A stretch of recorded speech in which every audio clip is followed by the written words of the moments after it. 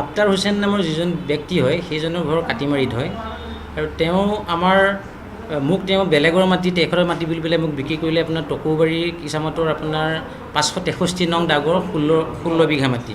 তেখেতৰ লগত মোৰ চুক্তি হৈছিলে যে এনেকৈ মানে তেখেতে কৈছিলে যে সেই মাটিখিনি মই কিনিছোঁ, তেখেতে মোক দলিল দেখালে, সেই দলিলৰ এগেইনষ্টত মই তেখেতক এগ্ৰিমেণ্ট কৰিলোঁ, তেখেতক মই 16 লাখ টকাত বায়না মানে ফাইনেল কৰি 5 লাখ টকা তেখেতক মই কেছ মানি হিচাপে দিলোঁ। তাৰপিছত আপোনাৰ আকৌ তেখেতৰ পইচাৰ প্ৰয়োজন হোৱাত তেখেতক আকৌ মই 2 লাখ টকাৰ চেক দিলোঁ যে আপুনি 7 দিনৰ পিছত আপুনি মানে চেকখন উইথড্ৰ কৰিব। তেতিয়া কি হৈ গ'ল, তেনেকুৱাতে ফেচবুকত মই নিউজ পালোঁ যে আফতাৰ হুছেইনে ইয়াৰ আগতেও কেইবাবাৰো তেনেকৈ বোলে বেলেগৰ মাটি বেলেগৰ নামত বেচিছে। সেই নিউজ যেতিয়া মই ফেচবুকত পাই গ'লোঁ, ফেচবুকত পোৱাৰ লগে লগে মই সেই চেকখন আপোনাৰ ষ্টপ কৰাই দিলোঁ। সেই নিউজটো আছিলে আপোনাৰ এইটো সেই নিউজটো। আৰু তাৰ ঠিক 3 দিনৰ পিছতেই আপোনাৰ আকৌ তেখেতৰ আপোনাৰ মানে ডকাইতি কৰাৰ আপোনাৰ মানে নিউজ পালোঁ। তাৰপিছতে মোক বহুত মানে ধমকি দিবলৈ ধৰিলে। ধমকি দিয়াৰ পিছত মই বাৰে বাৰে মানে থানাত গ'লোঁ। থানাত গৈ পেলাই মই থানাত গৈ এজাহাৰ দিলোঁ যে মোৰ ওপৰত আফতাৰ হুছেইনে বাৰে বাৰে মানে ভয় ভাবুকি দেখুৱাইছে। মই থানাত এজাহাৰ দিছিলোঁ, ভৈৰৱগাঁও থানাত দিছিলোঁ, সদৰ থানাত দিছিলোঁ, ইভেন আপোনাৰ SP ছাৰ অফিচতো দিয়া হৈছিলে। তাৰপিছত আপোনাৰ যেতিয়া মই মেইন মালিকক লগ পালোঁ, মেইন মালিকে কৈছে যে মাটিখিনি আমি বেচা নাই।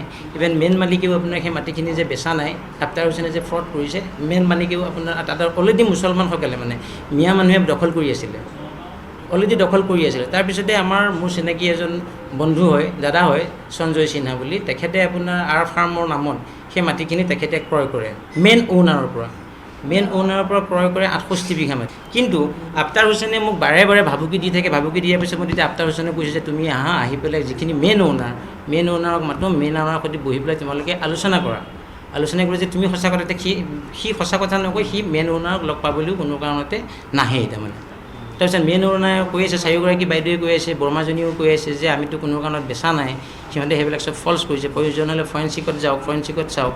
তাৰপিছৰ পৰাই আফতাৰ হুছেইনে যোৱাকালি আমাৰ তাত থাকে চকীদাৰ ল'ৰাকেইজন, তেখেতসকলৰ লগত আৰু 15জনমান মিয়া ল'ৰা লৈ আৰু 10জনমান মানে টোটেল 35জনমান হ'ব, 15জনমান মিয়া মানুহ লৈ আৰু মানে 15জনমান আমাৰ অসমীয়া ল'ৰা লৈ পেলাই, হিন্দু ল'ৰা লৈ পেলাই তাত গৈ পেলাই তাত থকা তাত কাম কৰা 2জন ল'ৰাক মাৰপিট কৰি পেলাই তাৰপিছতে গোটেই ৰাতিটো তেখেতলোকে দখল লৈ পেলাই আপোনাৰ মানে আজি মই দেখিলোঁ যে ফেচবুকত মোৰ এগেইনষ্টত এটা ভুৱা অপপ্ৰচাৰ চলাইছে, যে মানে ভুৱা বদনাম দিছে যে মই পৱন সোণাৰে মাটি কিনিছোঁ, পৱন সোণাৰে মাটি বেচিছোঁ। তেখেতলোকে যিবিলাক ষ্টেটমেণ্ট দিছে, ষ্টেটমেণ্টবিলাকত ইয়াত কৈছে যে বিশ্বত বোলে মোৰ ভাইটি হয় এজন, মোৰ ঘৰৰ ওচৰত মোক কৈছে গৰু বেচিছে বোলে 1 লাখ টকা দাদা দিছে। মই এইটো মিছা কথা কৈছে, মই শুনি বেয়া লাগিছে দাদাৰ বিষয়ে এনেকৈ কৈছে।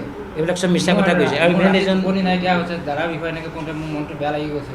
মই একো পইচা দিয়া নাই, চব মিছা কথা এইবিলাক বুলি আছে। আৰু ইভেন এজন ভাইটি সোণমণি তেলাহীত ঘৰ, তেওঁৰ পৰা মই পেট্ৰল পাম্পৰ নামত 18 লাখ টকা লৈছোঁ বুলি পেলাই কৈছে। আপুনি নিজে এবাৰ সুধি পেলাই চাওক আপোনালোকে যে এই 18 লাখ টকা মই লৈছোঁ নে আমি কি কৰি আছোঁ। পেট্ৰল পাম্পৰ লগত আমি আগেহে বাঢ়ি আছোঁ দাদাই, মই পেট্ৰল পাম্প এটা খুলিব মোৰ নিজৰ মাটিতে, এইখিনিয়ে আৰু বেলেগ একো নাই। বাকী এতিয়া আপোনাৰ আফতাৰ হুছেইনে যেনেকৈ মানে ভুৱা অপপ্ৰচাৰ চলাইছে আৰু মানে মিডিয়াক অপপ্ৰয়োগ মানে অপ্ৰাসংগিকভাৱে আপোনাৰ মানে পৰিচালনা কৰিছে বা প্ৰয়োগ কৰিছে, মিডিয়াক ব্যৱহাৰ কৰিছে। 5 লাখ টকা তেওঁ অলৰেডি আত্মসাৎ কৰিছে। মই তেওঁক কৈছোঁ যে তুমি 8 লাখ আনৰ মাটিকে দেখুৱাই কিনি থৈছোঁ বুলি কৈছিলে, আৰু অলৰেডি ফেক দলিলো মোক দেখাইছিলে। সেইকাৰণেই মই ফেক দলিলখনটো মই বিশ্বাস কৰি ল'লোঁ যে এইখন অৰিজিনেল দলিল বুলি পেলাই। তেওঁ মোক ন্যায় লাগে, যে 5 লাখ টকাটোতো মোক ৰিটাৰ্ণ লাগে। ছেকেণ্ডলি মোৰ যিটো সমাজত বা জনমানসত ছ'চিয়েল মিডিয়াত বা নিউজত মোক বিষয়ে যিখিনি অপপ্ৰচাৰ চলি আছে সেইখিনি তেওঁ উইথড্ৰ কৰিব লাগিব, তেওঁ মাফ খুজিব লাগিব, আৰু তাৰ বাবে মই অত্যন্ত ন্যায় পাব লাগিব। তেওঁতো আগতেতো যিবিলাক নিউজ পাইছোঁ, যাৰ বিনিময়ত মই চেকখন ষ্টপ কৰাই দিছিলোঁ, তেতিয়া মই পাইছিলোঁ যে ভূমাফিয়া এটা নিউজ পাইছোঁ, আপোনালোকক অলৰেডি দিছোঁ।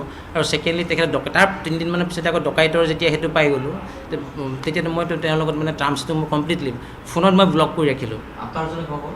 আফতাৰ হুছেইনৰ ঘৰ কাটিমাৰি গ্ৰাউণ্ড বুলি কয়। একচুৱেল মই ঘৰটো চিনি নাপাওঁ, হয়, কিন্তু আফতাৰ হুছেইনৰ লগতে ভাইটিয়ে আছিল মোৰ অতি মৰমৰ, বিপদে আপদে যিকোনো মুহূৰ্ততে মই চাওঁ, বিমান নাথ বুলি ফুলগুৰি।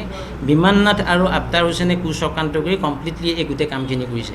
আৰু 2জনৰে যদি আপোনালোকে অতীতটো চাই, আফতাৰ হুছেইনো ডকাইতি কাৰ্যত আপোনাৰ জড়িত প্ৰায় আপোনাৰ নিউজত আপোনালোকে পাইছেই, আৰু বিমান নাথো ঠিক তেনেদৰে আপোনাৰ আগৰ আপোনাৰ মানে ডকাইতি কাৰ্যত জড়িত। তেখেতৰ বহুত কিবাকিবি আছে, সেইখিনি আপোনালোকে যদি তদন্ত কৰে নিশ্চয়। মাটিখিনি আপোনাৰ কাছমাৰী মৌজাৰ টকুবাৰী কিচামতত আছে।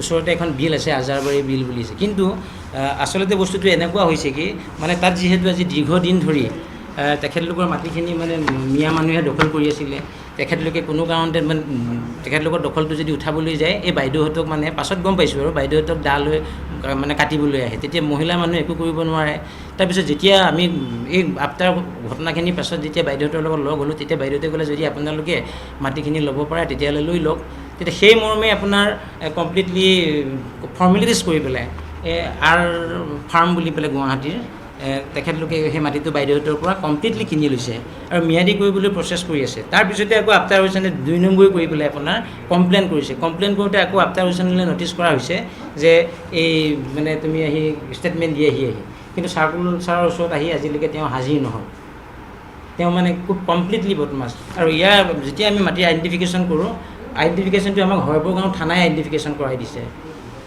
হৰবগাঁও আৰক্ষী চকীৰ জৰিয়তে মাটিটো আইডেণ্টিফিকেশ্যন কৰাইছোঁ আৰু ইয়াৰ পৰা কমপ্লিটলি আৰক্ষী গৈছে আমাৰ লগত বিভিন্নজন ল'ৰা গৈছে তাৰপৰা লেডি কনিষ্টেবল গৈছে দুজনকৈ অফিচাৰ গৈছে আৰু অন্যান্য আমাৰ অসমীয়া জাতি ভাইবিলাক আছে তাৰপিছত আমি মিয়া মানুহসকলক তাৰ পৰা উঠাই পঠাইছোঁ সেইটো কিন্তু আমি গৌৰৱপূৰ্বক ক'ব পাৰোঁ যে আমি অন্ততঃ মিয়া মানুহ আমাৰ অসমীয়া মানুহৰ মাটি দখল কৰি থকা মিয়া মানুহক যাতে আমি মানে উঠাই পঠাব পাৰিছোঁ ইয়াৰ আগতে কিন্তু বহুত আপোনাৰ ধৰক মানে এপ্লিকেশ্যন কৰিছিলে সেইবিলাক বৰ বিশেষ এতিয়া চাৰু বৰ্মাই কৰিছিলে চাৰু হাজৰিকা যিগৰাকী মেইন অ'নাৰ মানে মাক হয় তেখেতে কৰিছিলে এইসকল মুছলমান মানুহৰ নামত তাহানিতে আপোনাৰ কৰা তেখেতলোকে উল্টাই ভয় ভাবুকি দেখায় আৰু যিজন মোৰ বন্ধুৰ বিষয়ে সঞ্জয় সিনহাৰ বিষয়ে কৈছে এই সঞ্জয় সিনহাটো তেনেকুৱা মানুহ নহয় সঞ্জয় সিনহা এজন বিজনেছমেন তেওঁ কোনো ধৰণৰ কাৰো কোনোবা মন্ত্ৰী কোনোবাৰ আমোলা বা কোনোবাৰ কিবা বুলি তেওঁ নহয় আৰু মোৰ বিষয়ে কৈ আছে মই কোনোবা মন্ত্ৰীৰ লগত ভাল কোনোবা মানে মন্ত্ৰীৰ ভায়েকৰ লগত ভাল